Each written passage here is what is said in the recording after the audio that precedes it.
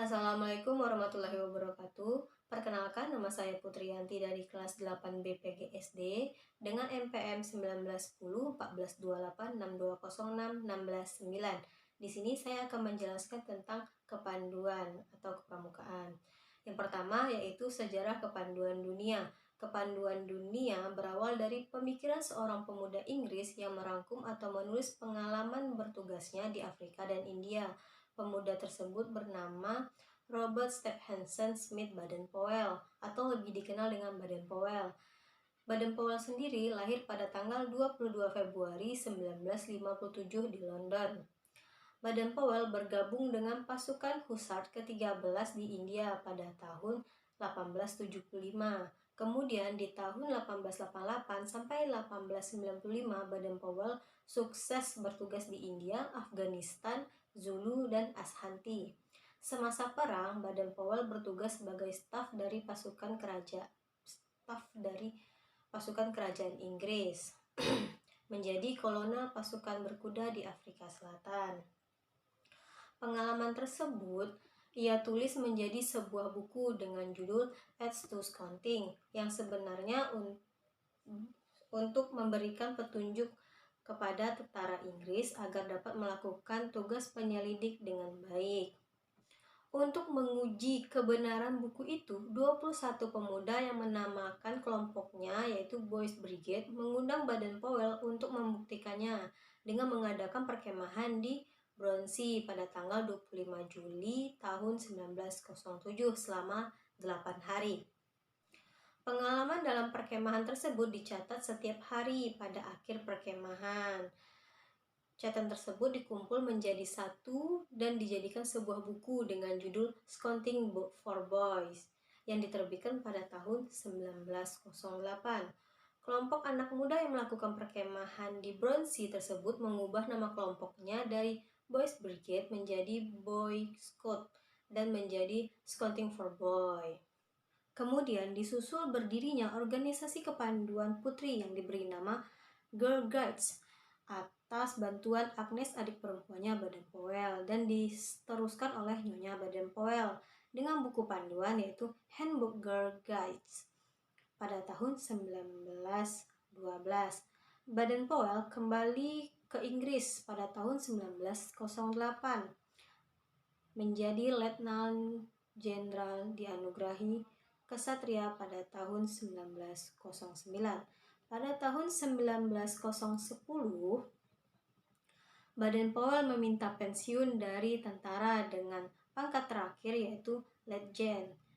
Pada tahun 1912 berdiri pandu usia siaga yang disebut CUB atau Anak Serigala. Dan kemudian pada tahun 1918, Baden-Powell membentuk Rover Scout atau pramuka usia penegak untuk menampung mereka yang sudah lewat usia 17 tahun tetapi masih sering giat di bidang kepanduan. Dan pada tahun 1920, para pandu sedunia berkumpul di Olympia, London, Inggris dalam acara Jambore Dunia yang pertama. Ketika hari terakhir kegiatan Jambore, tanggal 6 Agustus 1920, Baden-Powell diangkat sebagai Chief Scout of the World atau Bapak Pandu Sedunia. Sejak tahun 1920 itu dibentuk Dewan Internasional dengan 9 orang anggota dan biro sekretariatnya di London, Inggris. Baiklah, di sini saya akan menjelaskan yang kedua, yaitu tentang gagasan pendidikan kepramukaan. Pramuka menjadi salah satu ekstrakurikuler wajib di lingkungan satuan pendidikan. Kegiatan kepramukaan bisa menjadi salah satu wadah bagi para peserta didik dalam membentuk jiwa kepemimpinan maupun juga kedisiplinan. Di dalam Peraturan Menteri Pendidikan dan Kebudayaan Nomor 63 Tahun 2014 tentang Pendidikan Kepramukaan sebagai ekstrakurikuler wajib pada pendidikan dasar dan menengah, disebutkan bahwa kepramukaan adalah proses pendidikan di luar lingkungan sekolah ataupun keluarga dalam bentuk kegiatan menarik, menyenangkan, sehat, teratur, terarah, praktis, yang dilakukan di alam terbuka dengan prinsip dasar kepramukaan dan metode kepramukaan yang sasaran akhirnya membentuk watak, akhlak, dan budi pekerti luhur. Namun, selain dilihat dari sisi pendidikan, pramuka juga dapat dilihat dari sisi metode dan juga pramuka sebagai gerakan. Yang pertama yaitu pramuka dari sisi pendidikan. Pramuka telah menjadi jenis pendidikan yang tersistem dan terpola serta dapat dipertanggungjawabkan.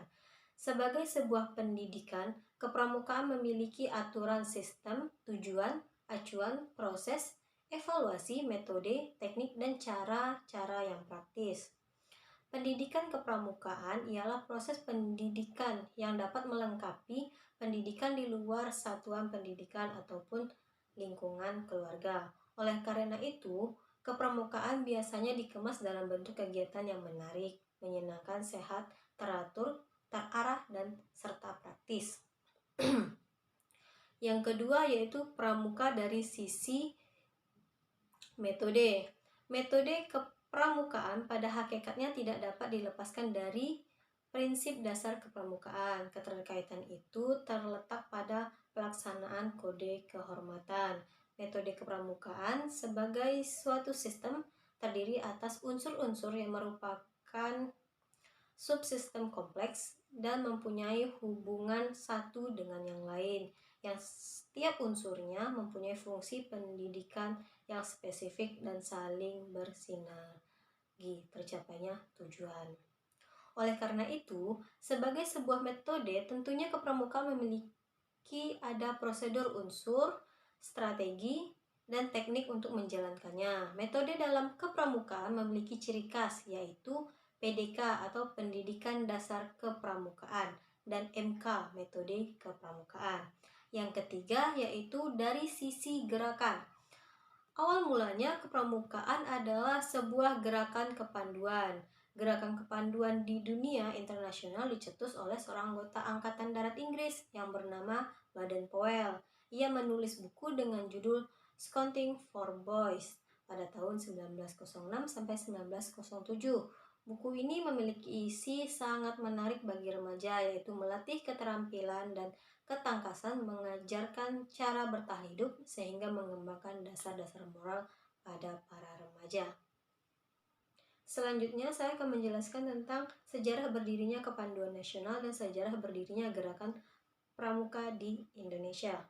Awal terbentuknya Kepanduan di Indonesia ditandai dengan berdirinya organisasi milik Belanda yang bernama National Padvinderij Organisasi atau NPO di Bandung pada tahun 1912. 4 tahun setelahnya, Mangkunegara VII juga membentuk organisasi kepanduan pertama yang bernama Javanse Padvinders Organisasi atau JPO. Lahirnya JPO menjadi pemicu munculnya gerakan nasional lain yang sejenis, seperti Hizbul Wahton atau HM pada tahun 1918, Jong Java Padvinderij pada tahun 1923, dan National Padvinders. Melihat situasi ini, Belanda pun mulai melarang keberadaan organisasi kepanduan di luar kepemilikan mereka menggunakan istilah Padvinders. Seiring berjalannya waktu, antara tahun 1928 sampai 1935, gerakan kepanduan Indonesia semakin marak seperti Pandu Indonesia, Padvinders Organisasi Pasunda, Pandu Kesultanan, Sinar Pandu Kita, dan Kepanduan Rakyat Indonesia.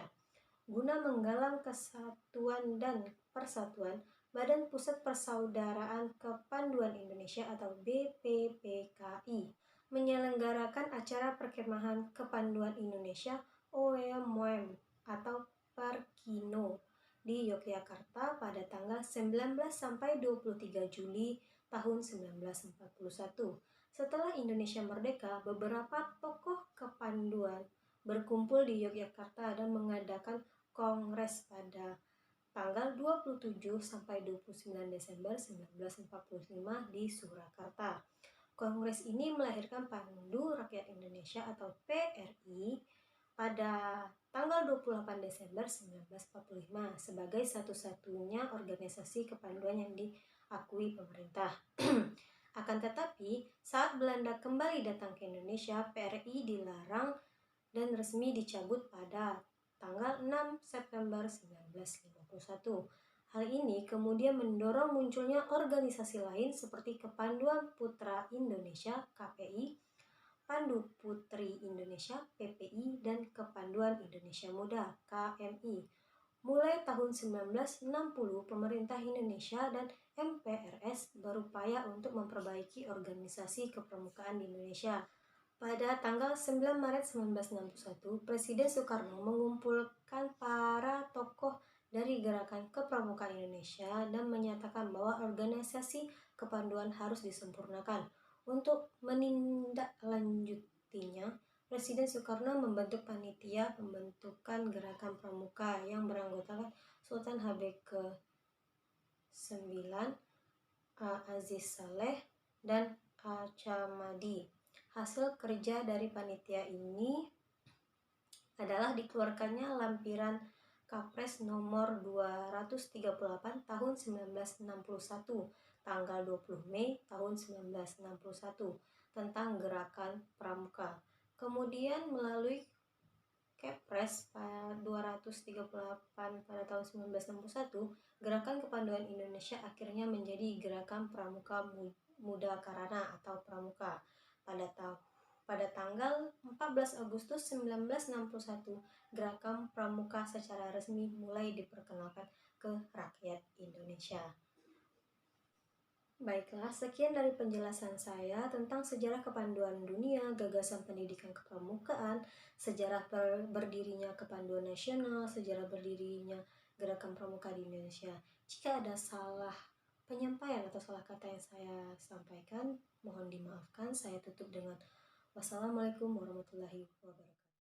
Assalamualaikum warahmatullahi wabarakatuh. Kami dari kelompok 8 yang beranggotakan 3 orang, yaitu Yurike Dwi Wulandari, saya sendiri Putriyanti, yang di sebelah saya adalah Lia Rahma Putri. Di sini kami akan